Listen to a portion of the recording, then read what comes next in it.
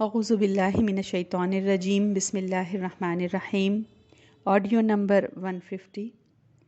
وہ وقت بھی آ گیا کہ آپ صلی اللہ علیہ وسلم چھوڑ چلے۔ جابر رضی اللہ عنہ فرماتے ہیں کہ نبی اکرم صلی اللہ علیہ وسلم کی وفات سے 3 دن پہلے میں نے نبی اکرم صلی اللہ علیہ وسلم کو یہ فرماتے سنا کہ یاد رکھو تم میں سے کسی کو موت نہیں آنی چاہیے مگر اس حالت میں کہ وہ اللہ کے ساتھ اچھا گمان رکھتا ہو۔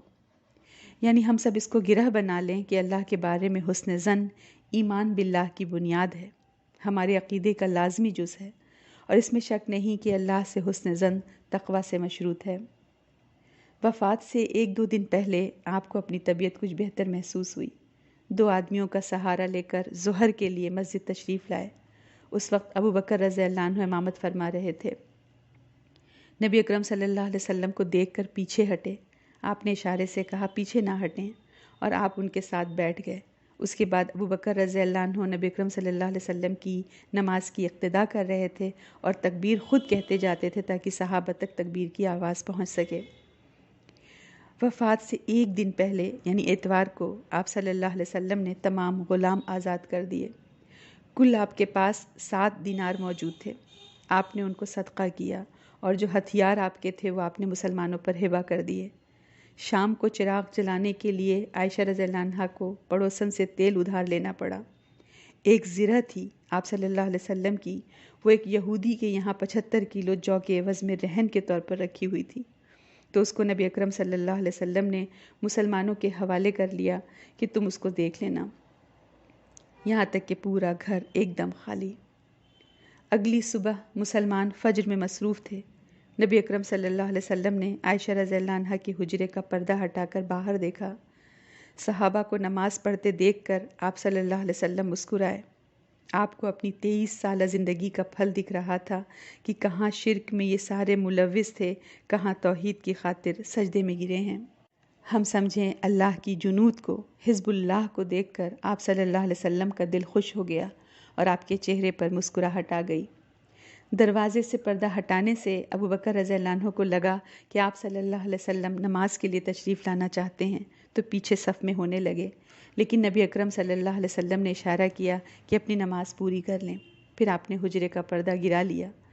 انس رضی اللہ عنہ فرماتے ہیں کہ نبی اکرم صلی اللہ علیہ وسلم کے اس طرح اچانک سے پردہ ہٹانے سے سارے مسلمان اتنا خوش ہوئے کہ ایسا لگ رہا تھا کہ وہ آپ کی مزاج پرسی کے لیے نماز توڑ دیں گے۔ اس کے بعد نبی اکرم صلی اللہ علیہ وسلم پر کسی دوسری نماز کا وقت نہ آیا۔ دن چڑھے فاطمہ رضی اللہ عنہا آپ کے پاس تشریف لائیں اور ان سے نبی اکرم صلی اللہ علیہ وسلم نے چپکے سے کہا۔ آپ نے ان کو بتایا کہ اس مرض میں میری وفات ہوگی۔ یہ سن کر وہ رونے لگی۔ پھر آپ نے چپکے سے ہی ان کو یہ خوشخبری دی کہ سب رشتہ داروں میں وہ نبی اکرم صلی اللہ علیہ وسلم سے سب سے پہلے ملیں گی، تو یہ سن کر وہ مسکرا دی۔ اس روایت کے بارے میں آتا ہے کہ یہ آخری دن کی بات نہیں ہے بلکہ آخری ہفتے کی بات ہے، واللہ اعلم بالصواب۔ اس وقت نبی اکرم صلی اللہ علیہ وسلم کو تکلیف محسوس ہو رہی تھی۔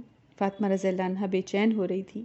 فاطمہ رضی اللہ عنہا کے بے چین ہونے پر نبی اکرم صلی اللہ علیہ وسلم نے فرمایا تمہارے باپ پر آج کے بعد کوئی تکلیف نہ ہوگی۔ پھر آپ صلی اللہ علیہ وسلم نے حسن اور حسین رضی اللہ عنہما کو بلایا، ان کو چوما، ان کے بارے میں خیر کی وصیت کی، تمام ازواج کو بلایا اور ان کو واعظ و نصیحت کی، اور صحابہ کرام رضی اللہ عنہم کو آپ نے وصیت فرمائی، اور 2 باتوں کی آپ نے خاص طور پر وصیت فرمائی، الصلاۃ والصلاۃ، نماز نماز، وما ملکت ایمانکم، اور تمہارے ماتحت غلام، یعنی اپنے غلاموں کے ساتھ اچھا سلوک کرنا، نماز کی پابندی کرنا۔ یہ الفاظ آپ صلی اللہ علیہ وسلم نے کئی بار دہرائے۔ تکلیف آپ صلی اللہ علیہ وسلم کی بڑھ رہی تھی۔ خیبر میں جو زہر دیا گیا تھا اس کا اثر آپ صلی اللہ علیہ وسلم محسوس کر رہے تھے۔ عائشہ رضی اللہ عنہ سے فرمایا عائشہ مجھ کو اب تک اس کھانے کی تکلیف معلوم ہوتی ہے جو خیبر میں نے کھایا تھا، اب مجھ کو معلوم ہوا اس زہر کے اثر سے میری زندگی کی رگ کٹ گئی۔ پھر نزع کی حالت شروع ہو گئی۔ عائشہ رضی اللہ عنہا نے آپ صلی اللہ علیہ وسلم کو اپنے سینے اور گلے کے درمیان سہارا دے کر ٹیک لیا۔ اتنے میں عائشہ رضی اللہ عنہا کے بھائی عبد الرحمن تشریف لائے، ان کے ہاتھ میں مسواک تھی۔ نبی اکرم صلی اللہ علیہ وسلم مسواک کی طرف دیکھ رہے تھے۔ عائشہ رضی اللہ عنہا سمجھ گئیں کہ آپ مسواک چاہتے ہیں؟ پوچھا آپ کے لیے لے لوں؟ آپ نے سر سے اشارہ فرمایا کہ ہاں، تو انہوں نے مسواک لے کر آپ کو دیا۔ آپ کو کڑی محسوس ہوئی تو عائشہ رضی اللہ عنہا نے پوچھا آپ کے لیے نرم کر دوں؟ آپ نے سر کے اشارے سے کہا ہاں۔ پھر انہوں نے چبا کر مسواک نرم کر دی اور آپ صلی اللہ علیہ وسلم نے نہایت اچھی طرح مسواک کیا۔ عائشہ رضی اللہ عنہا فرماتی ہیں میں نے نبی اکرم صلی اللہ علیہ وسلم پر موت کی سختی دیکھی، اس کے بعد سے میں موت کی سختی کو کسی کے لیے برا نہیں سمجھتی۔ آپ صلی اللہ علیہ وسلم بار بار پانی لے کر منہ پر چھڑکتے اور فرماتے لا الہ الا اللہ ان للموت سکرات، کوئی معبود نہیں اللہ کے سوا، موت کے لیے سختیاں ہیں۔ مسواک سے فارغ ہوتے ہی آپ صلی اللہ علیہ وسلم نے ہاتھ یا انگلی اٹھائی، نگاہ چھت کی طرف بلند ہوئی اور دونوں ہونٹوں پر کچھ حرکت آئی، کچھ غرغر کی آواز آئی۔ عائشہ رضی اللہ عنہا نے کان لگایا تو آپ صلی اللہ علیہ وسلم فرما رہے تھے اللہم اغفر لی ورحمنی والحقنی بالرفیق الاعلیٰ، اللہ مجھ کو بخش دے، مجھ پر رحم فرما، مجھ کو بلند رفیقوں سے ملا دے، اے اللہ رفیق اعلیٰ، اے اللہ رفیق اعلیٰ، اے اللہ رفیق اعلیٰ۔ اور اسی وقت ہاتھ جھک گیا۔ کل نفس ذائقۃ الموت۔ عائشہ رضی اللہ عنہ فرماتی ہیں کہ میں اس وقت کم عمر تھی، میں نے نبی اکرم صلی اللہ علیہ وسلم کو اپنی گود سے چارپائی پر رکھا اور ہائے ہائے کرنے لگی۔ اسی سے شیعہ حضرات نوحہ اور ماتم کو جائز کہتے ہیں، جبکہ عائشہ رضی اللہ عنہ اس کو بیان کرتے وقت کہتی ہیں کہ میں کم عمر تھی اور اس کے لیے میں اللہ سے تائب بھی ہوئی۔ تو توبہ پہ اس بات کو نہیں لینا چاہیے، لیکن شیعہ حضرات کہتے ہیں کہ جب انہوں نے نوحہ اس طرح کیا تو اس لیے ماتم کر سکتے ہیں۔ اہل مدینہ پر تو غم کا پہاڑ ہی ٹوٹ پڑا۔ صحابہ کرام رضی اللہ عنہم اس طرح رو رو کر آہیں بھر رہے تھے جیسے حاجیوں کا شور برپا ہو۔ فاطمہ رضی اللہ عنہا سے تو بس یہی آواز نکل رہی تھی ہائے ابا جان، ہائے ابا جان، جنہوں نے پروردگار کی پکار پر لبیک کہا، ہائے ابا جان جن کا ٹھکانہ جنت الفردوس ہے۔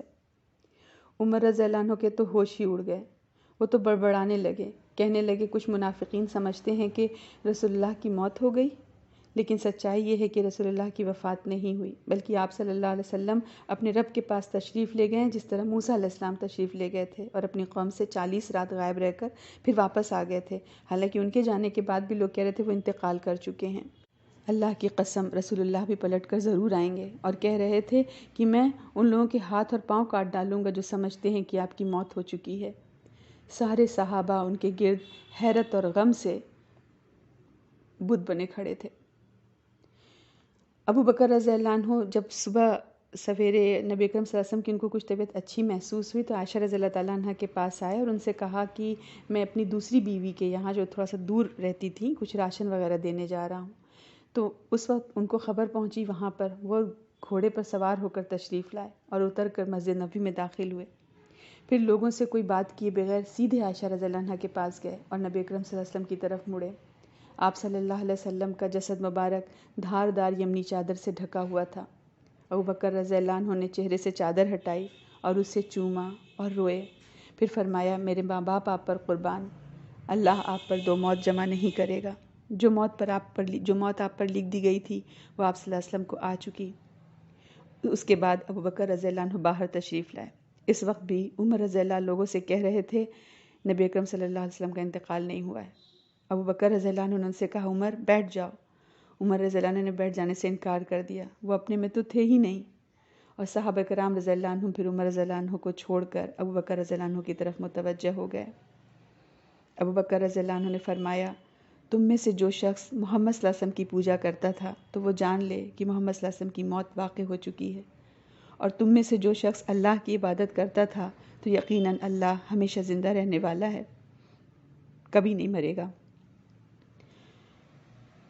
پھر سورۃ آل عمران کی آیت 144 پڑھی، محمد صلی اللہ علیہ وسلم نہیں ہیں مگر رسول ہی، ان سے پہلے بھی بہت سے رسول گزر چکے ہیں، تو کیا اگر وہ محمد صلی اللہ علیہ وسلم مر جائیں یا ان کی موت واقع ہو جائے یا وہ قتل کر دیے جائیں تو تم لوگ اپنی ایڑی کے بل پلٹ جاؤ گے؟ اور جو شخص اپنی ایڑی کے بل پلٹ جائے تو یاد رکھے کہ وہ اللہ کو کچھ نہیں نقصان پہنچا سکتا، اور ان قریب اللہ شکر کرنے والوں کو جزا دے گا۔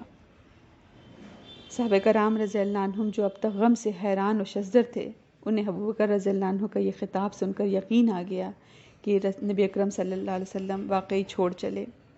ابن عباس رضی اللہ عنہ کہتے ہیں کہ واللہ ایسا لگتا تھا گویا لوگوں نے جانا ہی نہیں تھا کہ اللہ نے یہ آیت بھی نازل کی ہے، یہاں تک کہ ابو بکر رضی اللہ عنہ نے اس کی تلاوت کی تو سارے لوگوں نے پھر اس آیت کو سمجھا، اور جس کسی کو میں سنتا وہ اسی کو تلاوت کر رہا تھا۔ عمر رضی اللہ عنہ نے فرمایا واللہ میں نے جو ہی ابو بکر رضی اللہ عنہ کو یہ آیت تلاوت کرتے ہوئے سنا، خاک آلود ہو کر رہ گیا، میری پیٹھ ٹوٹ کر رہ گئی، کہاں میں لوگوں کے ہاتھ پاؤں کاٹنے کی بات کر رہا تھا، میرے پاؤں ہی مجھے اٹھا نہیں رہے تھے۔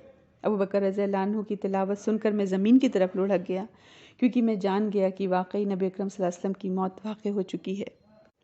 شدید ٹراما، شدید جذباتی بحران سے مسلمان گزر رہے تھے۔ انہوں نے سوچا ہی نہ تھا کہ نبی اکرم صلی اللہ علیہ وسلم دنیا سے چلے جائیں گے۔ ان کا یہ خیال تھا کہ یوں ہی ہم ان کی رہنمائی میں زندگی اپنی گزارتے رہیں گے۔ تو ان کے جذبات، ان کے تاثرات ایک طرف، اور اسلام کی جد و جہد، دین کو نافذ کرنے کی جد و جہد، وہ ایک انتہائی نازک مقام پر کھڑی تھی۔ یا اسلام طاقت کی طرف بڑھتا چلا جاتا یا کمزوری کی طرف لوٹ جاتا۔ ایک فیز سے نکل کر اسلام کو دوسرے فیز میں داخل ہونا تھا، اور یہ مسلمانوں کا کام تھا۔ اس نازک مرحلے میں کوئی درار پڑ جاتی، سب مسلمان ٹوٹی ہوئی لڑی کی طرف بکھر جاتے۔ نبی اکرم صلی اللہ علیہ وسلم نے جو کام اتنی محنت اور اتنی مشقت سے 23 سال کی انتھک کوششوں سے سر انجام دیا تھا، سب پر پانی پھر جاتا۔ انتہائی اہم کام اس وقت دین کی حفاظت تھی۔ فوری طور پر امیر منتخب کرنا تھا تاکہ لوگ متحد رہیں، فوکسڈ رہیں اور یکجا رہیں۔ صرف غم کو اپنے اوپر مسلط کر لینے سے تو نبی اکرم صلی اللہ علیہ وسلم سے محبت کا حق نہیں ادا ہوتا، جہاد نہیں ہو سکتا۔ تو مسلمانوں کے سامنے مستقبل کی فکر تھی تاکہ تسلسل برقرار رہے۔ نبی اکرم صلی اللہ علیہ وسلم نے 23 سال کی جان توڑ محنت سے جو کچھ بنایا تھا اس کو قائم رکھنا تھا۔ مہاجرین اور انصار جمع ہوئے۔ سعد بن عبادہ رضی اللہ عنہ کی طرف سے ایک رائے یہ آئی، ایک خلیفہ انصار میں سے اور ایک خلیفہ مہاجرین میں سے ہونا چاہیے، لیکن یہ رائے کسی بھی طرح فائدہ مند نہ تھی۔ اس طرح تو اول دن سے مسلمانوں میں تفرقہ پڑ جاتا۔ عمر رضی اللہ عنہ نے اس موقع پر ابو بکر رضی اللہ عنہ کے فضائل گنوائے۔ انصار نے کہا اللہ کی پناہ، ہم ابو بکر سے آگے نہیں بڑھ سکتے۔ تمام لوگ جو وہاں موجود تھے انہوں نے پھر ابو بکر رضی اللہ عنہ کے ہاتھ پر بیعت کر لی۔ تو مسلمانوں کی حاضر دماغی سے اور بروقت فیصلے سے دین سلامت رہا، ورنہ اسی مرحلے پر ہو سکتا تھا کہ وہ ٹکڑے ٹکڑے ہو جاتا۔ تو اس طرح اسلام میں پہلا خلیفہ چن لیا گیا۔ اس نازک ترین اور اہم ترین فرض سے فرصت پا کر صحابہ کرام رضی اللہ عنہم آپ صلی اللہ علیہ وسلم کے کفن اور دفن کی طرف متوجہ ہوئے۔ یہ کوئی معمولی کام تو تھا نہیں، اس سے پہلے کسی نبی کو نہیں دفنایا تھا۔ طریقہ کیا ہونا چاہیے؟ پہلے تو ہر مرحلے پر نبی اکرم صلی اللہ علیہ وسلم پر وحی نازل ہو جایا کرتی تھی، اب ان کو خود فیصلے کرنے تھے، اور اب بھی انہوں نے نبی اکرم صلی اللہ علیہ وسلم کا ہی حکم معلوم کرنے کی کوشش کی۔ کچھ نے مشورہ دیا آپ صلی اللہ علیہ وسلم کو مکہ لے جا کر دفنایا جائے، کچھ کا خیال تھا آپ کو بقیع میں دفنایا جائے۔ ابو بکر رضی اللہ عنہ نے فرمایا میں نے خود نبی اکرم صلی اللہ علیہ وسلم کو یہ فرماتے ہوئے سنا ہے کہ کوئی نبی ایسا نہیں جو فوت ہوا مگر وہ وہیں دفن ہوا جہاں انتقال ہوا، یعنی آپ صلی اللہ علیہ وسلم کو عائشہ رضی اللہ عنہا کے حجرے ہی میں دفن کیا جانا تھا۔ ابو طلحہ رضی اللہ عنہ نے نبی اکرم صلی اللہ علیہ وسلم کا بستر ہٹایا جس پر آپ صلی اللہ علیہ وسلم کی وفات ہوئی تھی، اس کے نیچے قبر کھودی گئی۔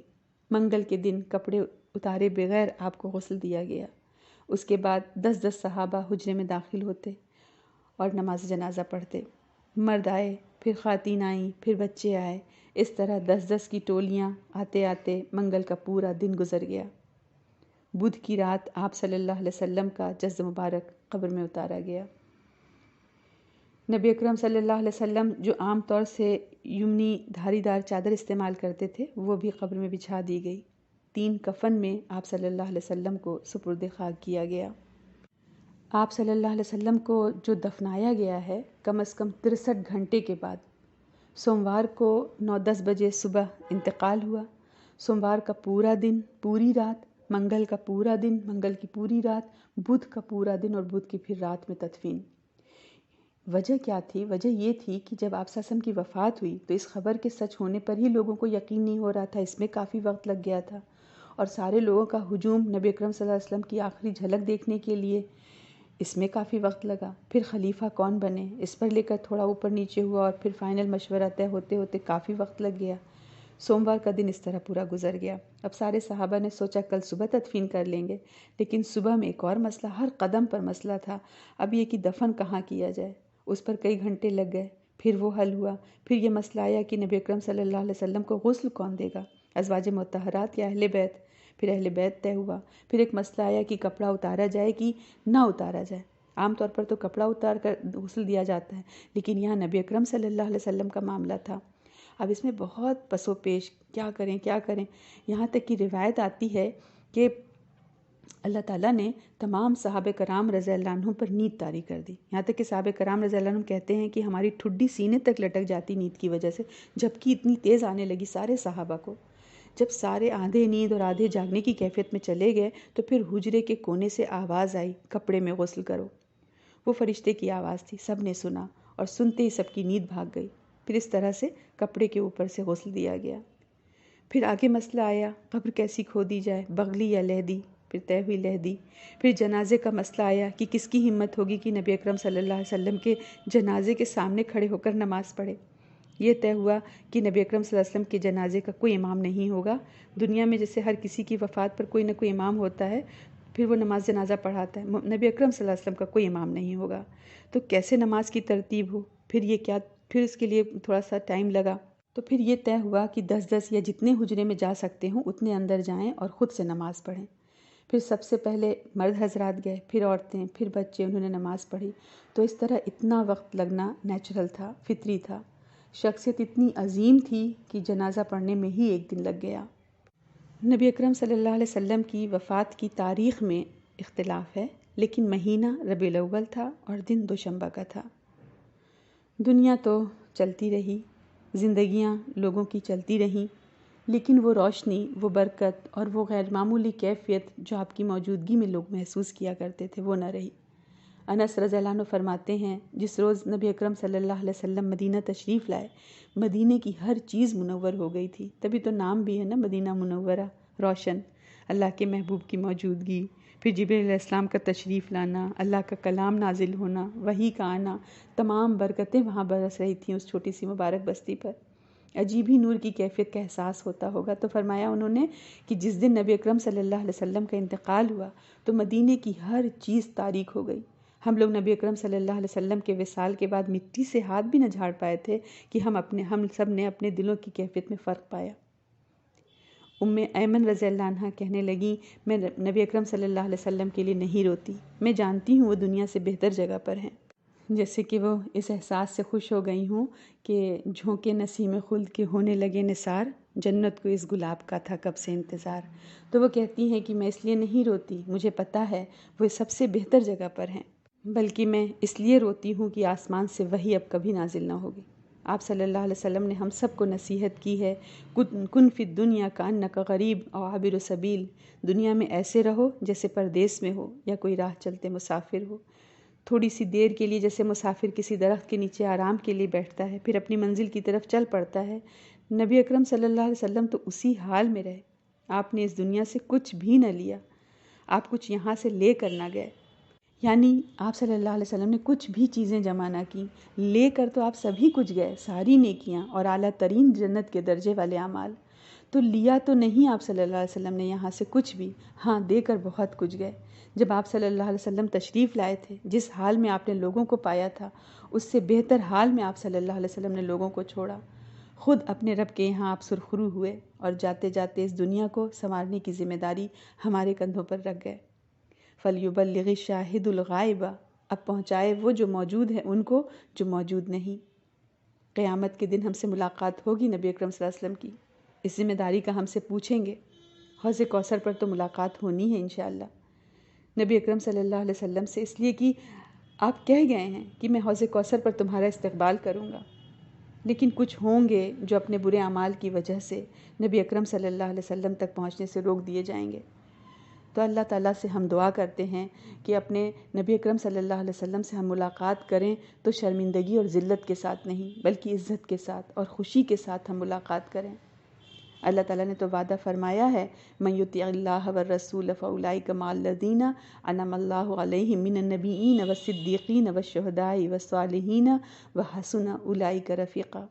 کہ جو اطاعت کرے گا اللہ اور رسول کی تو وہ تو ان لوگوں کے ساتھ ہوگا جن پر اللہ نے انعام فرمایا، نبیوں اور صدیقوں اور شہیدوں اور صالحین کے ساتھ، اور کتنے اچھے یہ رفیق ہیں۔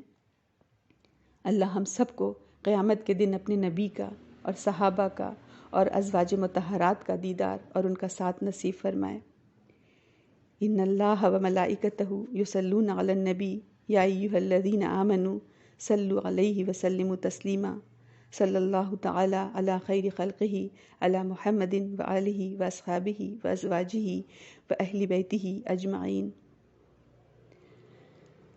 الحمدللہ 150 ایپیسوڈ میں ہماری سیرہ کی یہ آج آخری کلاس تھی۔ جس بھی خلوص سے ہم نے بیان کیا ہے، ہم نے سنا ہے، اس کا اجر اللہ تعالی ہمارے مقدر میں رکھے۔ آپ سب اپنے چاہنے والوں سے نبی اکرم صلی اللہ علیہ وسلم کی سیرہ کو ضرور شیئر کریں، اور اگر کسی میں کچھ بھی تبدیلی آئی تو وہ آپ کے لیے صدقہ جاریہ ہی ہوگا، فائدہ ہی فائدہ ہوگا اس میں۔ آمین۔ السلام علیکم ورحمۃ اللہ وبرکاتہ۔